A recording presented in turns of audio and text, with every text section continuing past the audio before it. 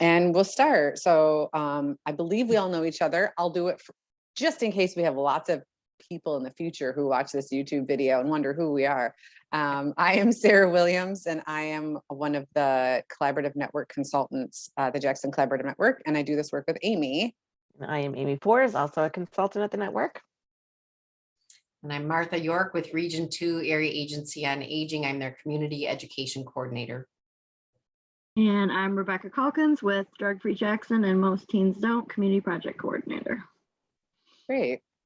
Thanks for being here. So let's get to I'll share screen and we might just skip around. Let's see here. So this is our official beginning, and we'll kind of skip through the grounding ones. I think you both have partner profiles. Rebecca, did you do yours too? A partner profile yet? I think I have one. Okay. And obviously if I'm calling you out, I feel comfortable enough to do that. That's okay. Usually we don't like her, but Yeah. I knew No, Martha I think, did, but like Courtney had made one before, and so I clammed onto it. So this was well, and I guess we can, just as a reminder, so the partner profile is a place for each individual person to do it. And I think what you're probably talking about, Rebecca, too, is we do action plans, which kind of transfer over.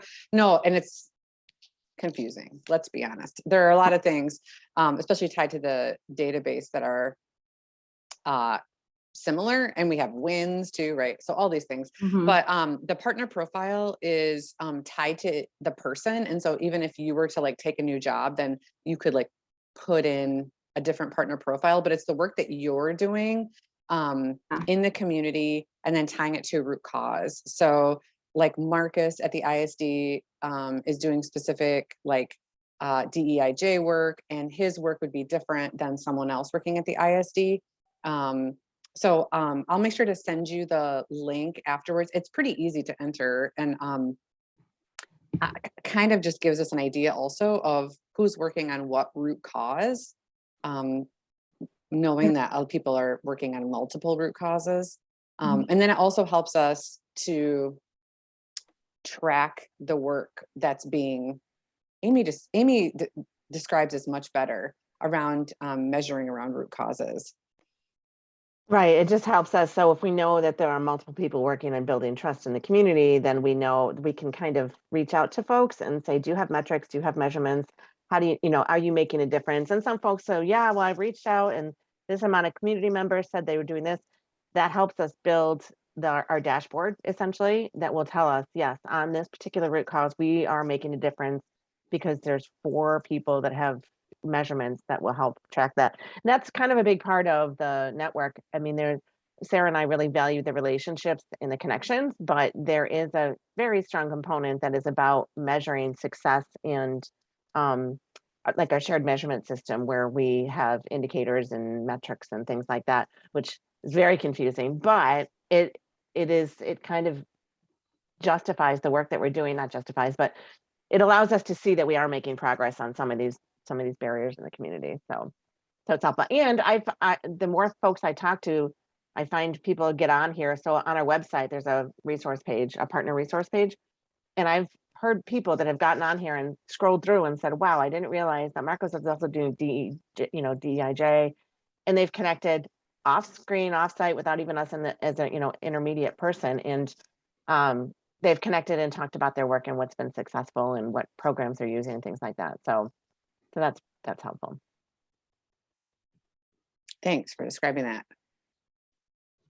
And so this is just the part where we kind of do a like snapshot of maybe things we've talked about in previous meetings, just to kind of set the stage for people who maybe have not attended these meetings before, to recognize that these are conversations that we've continued to have, and that like today is not the first time we've had this conversation. So the last time we had Rebecca attended, and so did Jasmine, and she was with the health department. And so we talked a lot about building trust in different ways. Rebecca talked about building trust with teachers. And then Jasmine's new, and so at the health department, and so she was kind of letting us know what is happening in the community, programs they're working on. And then at other previous, I'll say, meetings, we've talked about different ways that people are working on building trust. So like scheduling meetings with people to build relationships, showing up to events, meeting people, getting out in the community, tell the community that they're there. We talked about how employee turnover can hurt trust, right? Because of it can impact a trustful environment. So these are just some things that we've talked about. We've talked about a lot of things. And we just put just quick examples and to remind people that we continue to have these conversations. Or like you said this last time, if you forgot, let us help you remember. And do you have an update or anything like that? So, and then as you both know, we take super professional notes. Copious notes. But I will share the screen and see if I can get there. And then I'm happy to enter information that you all have, maybe around an update that you're working on building trust, or a new challenge, or something that's come up, or something totally fleshed out. I mean, hopefully by now you all know that we really just like to have a conversation and hear where you all are, or if we can help each other, or if we can help you. Well, I've actually got 3 things. All right, let's I go. My mind is racing. So first of all, our agency as a whole has committed to doing some implicit bias trainings, and we're bringing in a company from Grand Rapids to start initiating those, not only with our staff, but with our advisory council and our board members, and trying to make sure that we're continuing to make this be part of our everyday working, because we've got a DEI committee. I still do the cross-cultural conversations work. We still send all new staff to the cross-cultural conversations programs, but this is something in addition, and something new for 2022. So we're excited about that. Martha, can you speak a little bit to, just because you've been here and I feel like I know you a bit too. How do you think that will tie into building trust? I think that there are different levels of self-awareness and community awareness, for sure. And when you start doing this work and it's a mandatory training, right, you see that's not always effective, right? And what happens in these approaches that we're working on right now, they're more of the aim is to be just more conversational, and to hopefully be a little bit of an eye-opening for people who, it's definitely, we have such a divided community, right? It's such a divisive time. I find I'm dealing with all sorts of hardships in my own personal family, lots of divisions over politically, vaccination or not vaccination, LGBTQ plus stuff. There's just a lot of divisions about what people think is right, wrong, good, bad, all of that. And so we're hoping that this is going to build trust by showing people that we are a much more inclusive organization, a much more broad-minded organization. Hopefully, we've had some issues come up with some of these trainings in the past where there were some not so open-minded, not so inclusive practices and people and approaches. And it was like, ouch, ouch, ouch, how do you influence that? So it's just hoping that we keep chipping away at that veneer and making it something that is a little bit more open. And I know there are pockets of the population that we do not reach.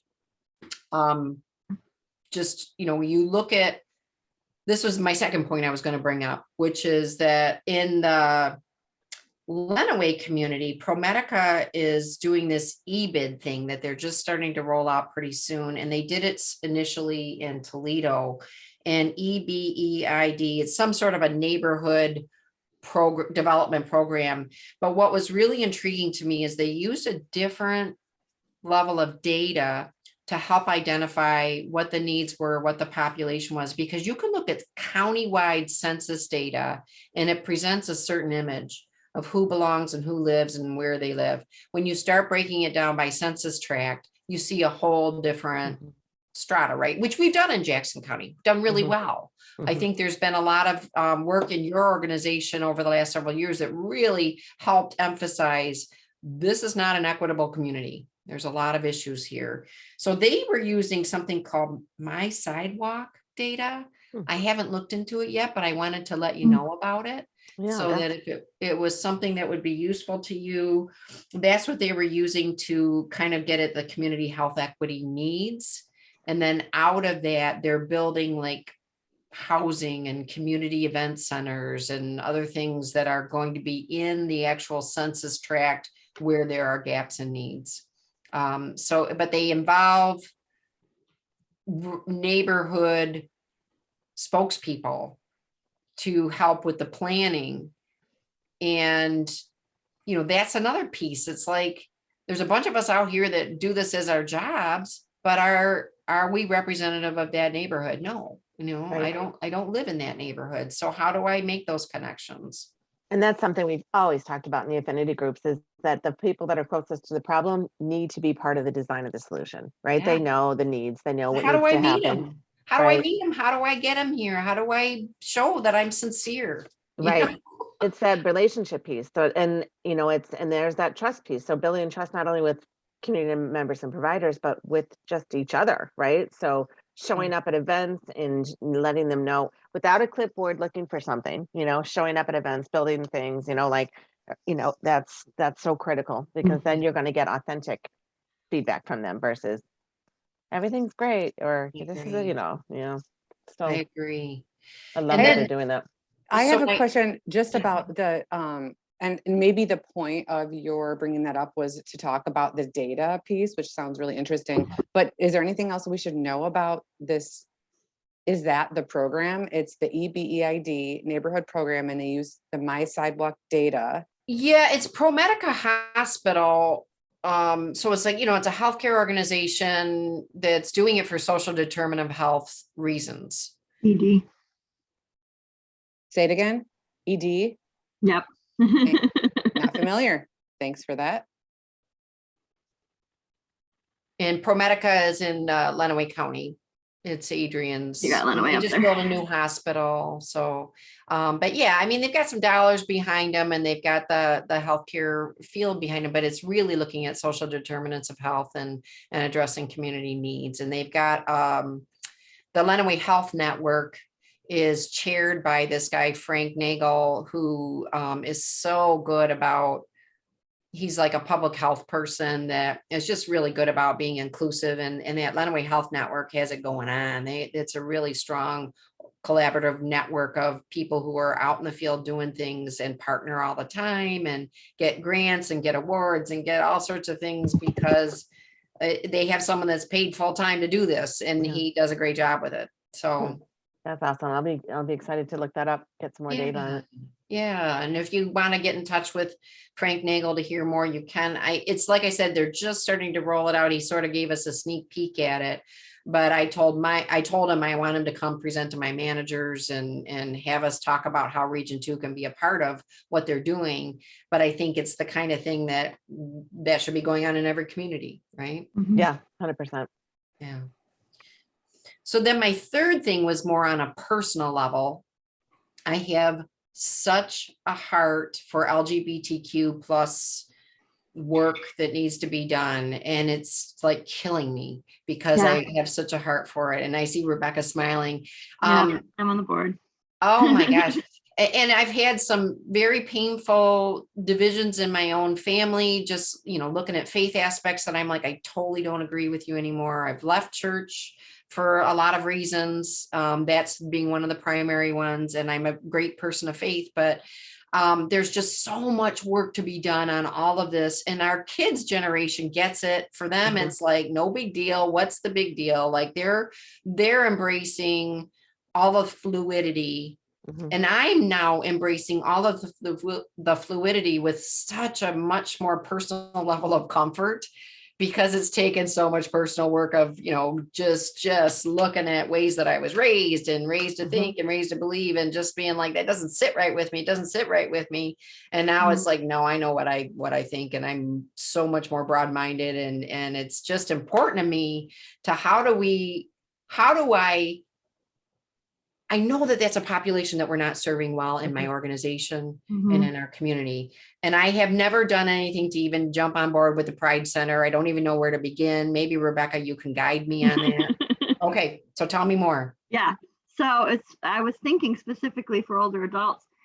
We actually called that out in one of our programming plannings, and we did one event. We did a coffee meeting, and we had like a dozen older adults. I forget how we defined it exactly, but that came and had coffee, and that was the extent of it. That it hasn't gone beyond that. That was last summer. So I've been focused on the youth stuff, of course. And so and that's also specifically called out. So we're gonna have to collaborate on some kind of older adults LGBT event or programming or something. Yes, because, please. Yes, please. And that's just me personally, but I also want to do it for our organization. But for me, it's just, I've gotten a lot more vocal within my circles, and even, at risk of some severed relationships, only be out of love and out of, respect for each other, saying, I respectfully disagree with you, but I also cannot tolerate some of the things that you're saying. Like, I'm not okay with it. Like it's a biggie for me. The beautiful thing though, Martha, to be like just on that growth journey of better understanding and of checking your biases and how you grew up and the things that were, just ingrained in you as a child. It is a difficult thing. Like, and we need to be patient with people along the way, understanding how difficult it was for you with an open mind, and folks that may not be so open-minded. Mindset change is the most difficult thing to change. Yeah. And the most important, because without that mindset shift, like nothing will happen. So it's both beautiful to see that trend, like that journey that you're taking, but also like it should cause pause for us to be like, when we hit these walls with folks or organizations, like just to keep chipping away, because change is hard, and mindsets are part of who we are, our childhood and our family and the people in our communities, and who we're surrounded by. So yeah. I also love how and I will own that tend to be this person too, where the personal and the professional, I don't know how to divide them very well. I just really am who I am and I show up. And I will also say, Martha, it sounds like maybe we grew up similarly, because what I believe now is very opposite of what I was raised to believe, and the relationships that ended for me, and then also the relationships that I gained, right, which was like incredible. But who I am and because you led that whole thing by saying it's a personal thing, right? Because it's passion and you feel it, like we feel it when you're talking about it, but it's also, you can't then go to your job and turn that off. Well, I'll say some people can. I'll own that. I cannot, and it sounds like you can't, right? Because like this thing is important to me, and it should be important to me in all circles, in all areas of my life, in my personal areas. This is how I'd like to curate my life, and then at work, I want you all to know what's important to me. And it seems that we're not serving this population well, and I have a passion for it. And so how do I do that too? And I think that's great. Like, I'm also glad to hear that other people are similar, because I'm like, I can't shut this off. I'm just fired up about this all the time. Well, and what's so interesting, Sarah, is that you and I come from a place of privilege, that we don't have to code switch. We can show up to work and say whatever we want to say and do whatever we want to do. And I'm so sensitive to how my beloved in the community have to code switch, and had to do that for a lifetime. And you are right. I don't have to watch my tongue, right? I can say whatever I want, and I'll still have a job. I'll still have a place to live. I'll still have friends and circles and whatever status. Yeah. I think it's so important to acknowledge that too, right? And we've talked about this. I mean, it's a tangent, but not, because it's all related. But it reminds me of during we did the erase training that we went to, and they talked a lot about I even brought up, I think, because we were talking about like intersectionality and how different things, because I felt very strongly the way I grew up, my voice was suppressed. And so now as an adult, I'm like, look at me and I have things to say and all these things. And then also the thing that's right, like I actually, like my whiteness leads things, right? Like I'm in a place of privilege. And so just as you're talking about that piece around, right, like what I have to say is important. And I think it's, even if I'm, advocating for an oppressed population, blah, blah, blah. And also I absolutely carry so much privilege with me as we have these conversations, both, right? Both of those Right. things. And I love that you mentioned that. Mm-hmm. Yeah. Well, and it took me a lot of years to stop feeling apologetic about that. I think that that's been part of my growth in the last couple of years, where I used to not be able to even say this stuff without bawling because I just felt so apologetic. And now it's like, no, I want to leverage it. I want to use what I can. But I also am just glaringly aware that, that these are my privileges. And so how do you get involved with other communities that you care so deeply about? And I feel like I stick out like a sore thumb, right?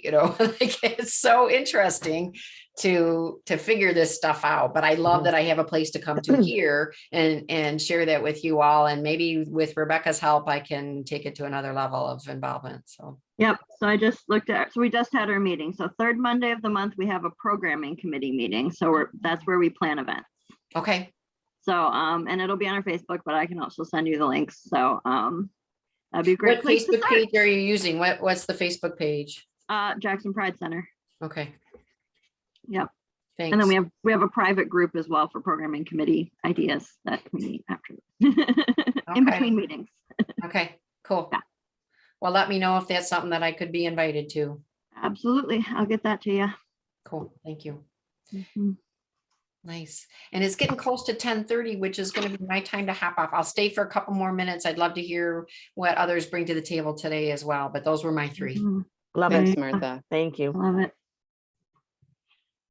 And Freddie hasn't said anything, but he signed on.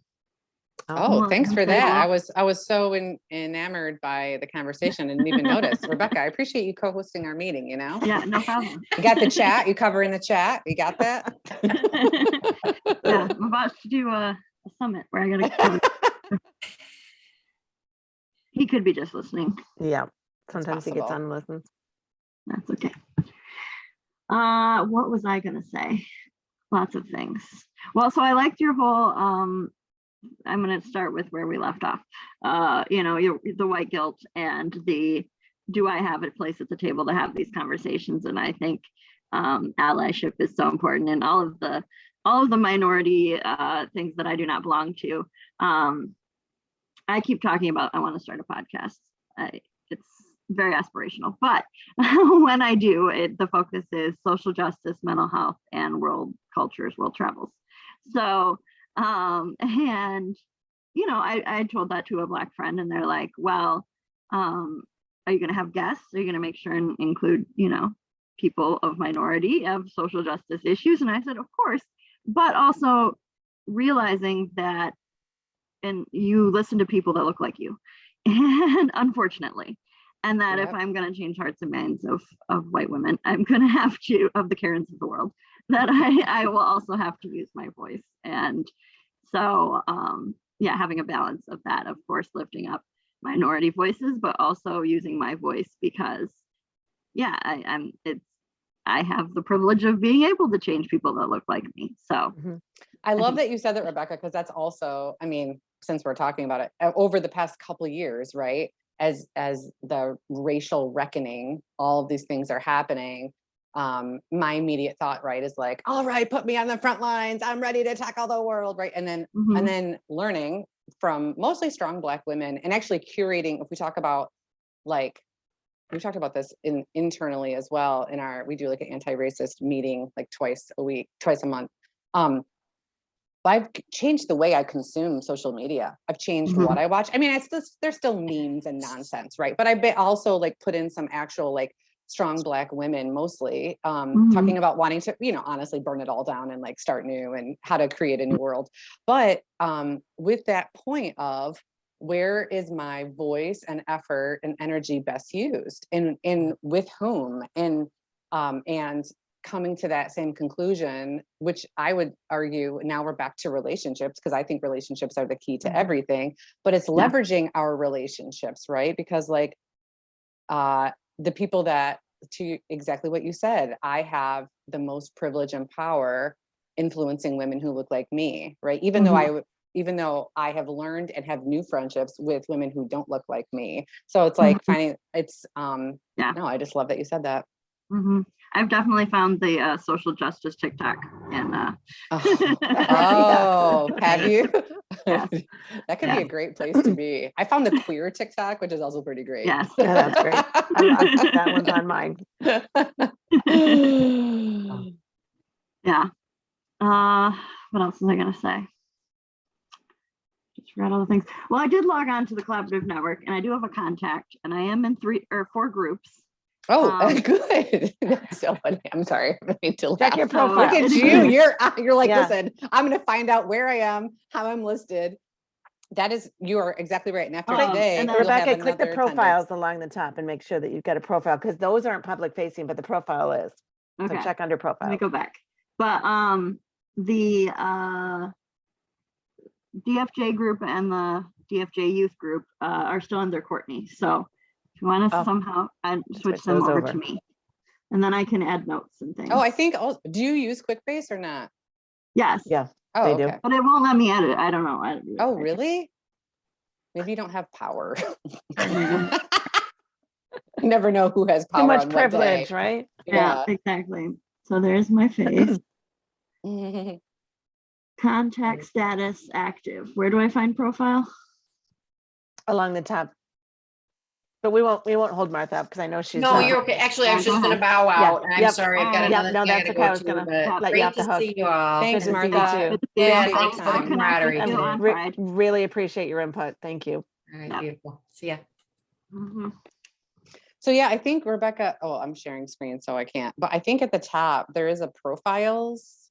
Is there, Amy, or Yeah, did they have on the to? top ribbon. Okay, because it keeps changing. We'll send a I link don't after see too. it. I got contacts, groups, libraries, action plans, strategies. Yeah, no, it's wins. like, it's on She's the probably side. not signed in. No, I know, but on the side, it's I'm not signed in. You're right. No, but on the side, Try it that. says like, check partners, systems change work, and then add, it's something different. All right, and then I go into collaborative network again. Look, there's more things. Yeah, if you're signed in, it's a different world. Okay, that helps. Still though, you should be able to easily add a profile from a public facing thing. Yeah. You can add it. I wanted her to be able to look. It's like the fourth one in.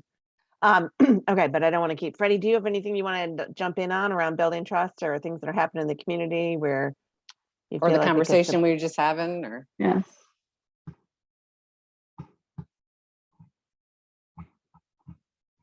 I think he's just got a background, which is fine. Just making sure. okay. So I don't have a profile. I have a contact. Okay. The only reason the profile is really helpful is because it's outward facing, so that folks, like when you get on through our webpage, folks can see who's doing what in the community, and it's just helpful. So if there's individuals that are working with youth and they want to connect with other folks that are working with youth and share insight from their, youth advisory board, things like that, that's where it's really helpful. So, if Jasmine gets on from TPPI and says, I can't figure out how to get anyone from Western to join mine, she could connect with you and be like, Rebecca, how'd you get someone, so that's I think that connections piece is really helpful for the profile thing. So I like it. So do I just create it? Like, I can edit things now. Do I just create a new profile, or do I convert my contact into a profile? I would create a new. Okay. Go from and there. then remember that you can select more than one root cause if you're working on it. Okay. So like, but don't select all 14, like, just whichever ones make sense. And then that way also it can be like, we can tie you in. Oh, Rebecca's working on this root cause. Maybe she'd like to gather with other people who are working on similar root causes. No, that's great. Thanks for investigating that. I This is know. what, see, this is what happens when I do call outs. I'm going to remember this. I Yes. do call outs in the middle of affinity groups. We're like, They go right to it. Look it up. listen. Yep. Obviously, I feel rapport and comfortable doing that. I wouldn't do that with. I feel like after like 3 meetings, you know, of authentic call out. conversation. Yeah. That's They like came the, back the second time. Then the you had, unwritten you know. rule. Exactly. I still don't see, I have add new contact, but then I went into profiles and I can edit all profiles, but not add a profile. We'll send the link after the meeting. Okay, That'll make it sounds an good. easy, Sorry. it'll go through our website and that'll be easy. And then you can see from Perfect. the outside Okay. perspective. So Thanks for Maybe here. yeah, appreciate you pressing looking it up. through. Yeah. Wait, I might have figured it out. It was Is it- through contacts. There's add profile. Isn't it the way QuickBase also works? Like you can get to Mhm. places like multiple ways. And I'm not sure that's super helpful all the time. No. But what are you going to do? It is not in my sphere of influence or power to change that. So I'm not going to spend energy. No. All right. Do you have more you want to talk through, Rebecca? Because I know we have a short group or a small group today. So I don't know if you want to wrap it or I think that's really it. Yeah. I'm I mean, excited still to. working on all the things that I talked about before. So Yeah, that was a great conversation. I know that, you know, Mhm. obviously Martha could only be here for a short period of time, but I thought that was, we made the connect. Yeah. yeah, Again, that's another connection. That's awesome. Mhm. super great. And I'm then, excited to look into her data piece. We'll have to forward that to Alexa as well. So Mhm. yeah, can to kinda learn more look at about how the that community too. health Sounds stuff is- super creative. yeah. Yeah. Yeah, I so like I'll stop share then, and we'll send, when we send an email, we'll make sure, Mhm. and also when we send an email, we include like your and Martha's emails. So please let us know if you need help with the connection. Otherwise, we'll just assume that you'll connect. Yeah. I got her email. Okay, I just want to make We're sure good. like we don't lose that part. Yep. But then we'll include the link right in so Yeah. you should be able to click on it. It might take you to the public page. It shouldn't matter whether you're Yeah, public or either way. signed in. Yeah. But the add profile should be pretty easy. And then just let us know if it's not. If you're like, I'm not getting Yeah. it, then we'll figure it out together. But Mhm. yeah, thanks for your time today and Yeah. authentic conversation again. Yes, absolutely. Sounds good. All right. And there's the dog. All right. Have a Just in great time. afternoon, everyone. All right, thanks. Take Thanks. care. Bye-bye.